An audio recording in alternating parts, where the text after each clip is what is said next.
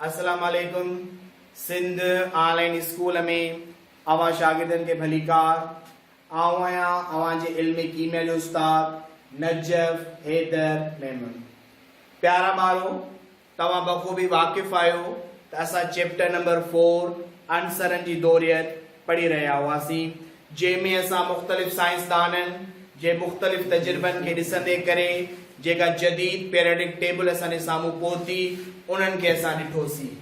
उन जे अंदरि ग्रुप्स ऐं पीरियड्स जे मुतालिक़ ॼाण हासिल कईसीं। अॼु अवां जे साम्हूं जेको मूंखे टॉपिक आहे उहो आहे धातु, गैर धातु ऐं नीम धातुनि जूं ख़ासियतूं, यानी properties of metals, non metals and metalloids. धातु छा आहिनि असां वटि, उन्हनि जूं कहिड़ियूं ख़ासियतूं आहिनि, नॉन मेटल्स गैर धातु छा आहिनि ऐं मेटलॉइड्स नीम धातु कहिड़ा आहिनि, इन्हनि जे मुतालिक़ अॼु असां ॼाण हासिल कंदासीं। आऊं बोर्ड ते धातु, गैर धातु ऐं नीम धातुनि जूं प्रॉपर्टीज़ लिखियूं आहिनि ऐं उन्हनि खे असां अॼु ॼाण हासिल कंदासीं।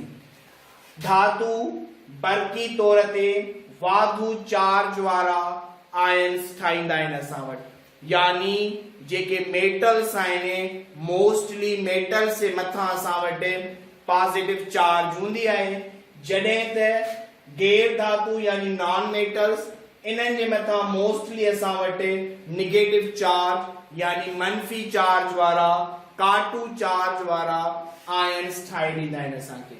जेके वाधू चार्ज वारा आयन्स आहिनि उन्हनि खे असां केट आयन्स ॾींदा आहियूं।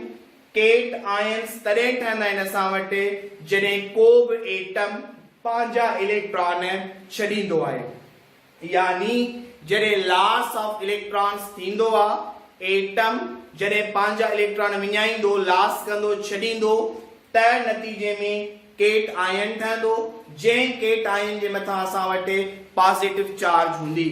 ऐं जॾहिं त एन आयन जे हवाले सां गैर धातु जेके आहिनि उहे इलेक्ट्रॉन वठंदा आहिनि, यानी हिननि मंझि गेन ऑफ इलेक्ट्रॉन्स थींदी आहे।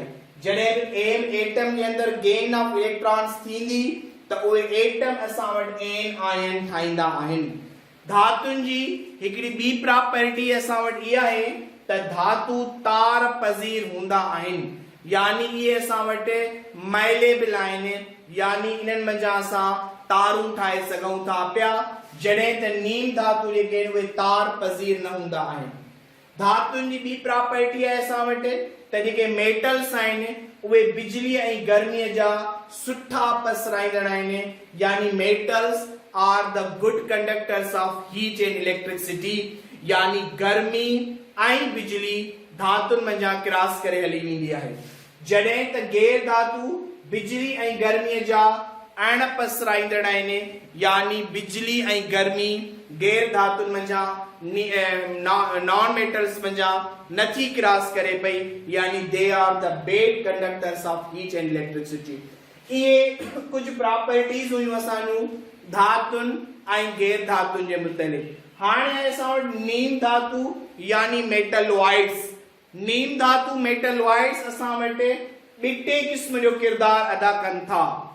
ही तेजाबी ऐं असासी ॿई हूंदा आहिनि, यानी मेटलॉइड्स जी ड्यूअल नेचर आहे असां वटि, ऐं इन्हनि में ॿई प्रॉपर्टीज़ मौजूद आहिनि। एसिडिक प्रॉपर्टीज़ भी मौजूद आहिनि, बेसिक प्रॉपर्टीज़ भी मौजूद आहिनि। जॾहिं त मेटल्स में फ़क़त बेसिक प्रॉपर्टीज़ आहिनि, नॉन मेटल्स में फ़क़त एसिडिक प्रॉपर्टीज़ आहिनि। मेटलॉइड्स वरी अहिड़े क़िस्म जा एलिमेंट्स आहिनि जिन जे अंदरि इहे ॿई प्रॉपर्टीज़ मौजूद हूंदियूं आहिनि, यानी हिननि में धातु ऐं गैर धातु ॿिन्हिनि जूं ख़ासियतूं मौजूद आहिनि।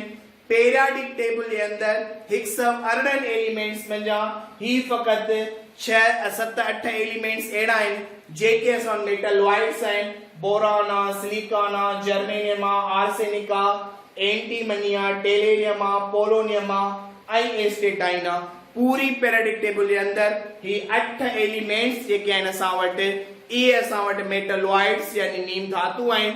बाक़ी पीरियडिक टेबल जे अंदरि जेके एलिमेंट्स आहिनि 110 एलिमेंट्स, उन्हनि मंझां नीम धातु ऐं गैर धातु यानी मेटल्स ऐं नॉन मेटल्स में उहे विरहायल आहिनि यानी इहे हुयूं प्रॉपर्टीज़ अवांजे साम्हूं धातुनि ऐं गैर धातुनि ऐं नीम धातुनि जे मुतलिक़।